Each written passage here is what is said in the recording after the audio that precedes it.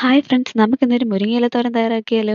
അതിനായി അരമുറി ചിരകിയ നാളികേരത്തിലേക്ക് 1/4 ടീസ്പൂൺ മഞ്ഞൾപ്പൊടിയും 1/4 ടീസ്പൂൺ ജീരകവും ചേർത്ത് അരച്ചെടുത്ത് മാറ്റിവെക്കാം. ഇനി ഒരു കടായിലേക്ക് എണ്ണ ചേർത്ത് എണ്ണ നന്നായി ചൂടായി വരുമ്പോൾ 1/4 ടീസ്പൂൺ കടുക് ചേർക്കാം.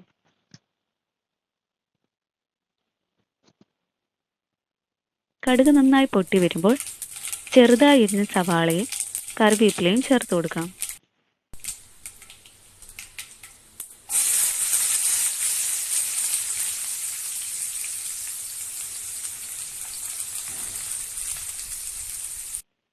നന്നായി ഒന്ന് വഴറ്റി കൊടുക്കാം. ആവശ്യത്തിന് ഉപ്പ് കൂടെ ചേർത്ത് നന്നായി ഒന്ന് മിക്സ് ചെയ്യാം. ഇനി ഇതിലേക്ക് മുരിങ്ങയില ചേർത്ത് കൊടുക്കാം. ആവശ്യത്തിന് ഉപ്പ് ചേർക്കാം.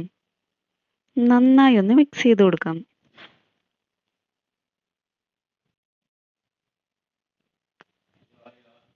മുരിങ്ങയില നന്നായിട്ട് വാടി വന്നിട്ടുണ്ട്. ഇനി ഇതിലേക്ക് നമുക്ക് അരപ്പ് ചേർത്ത് കൊടുക്കാം.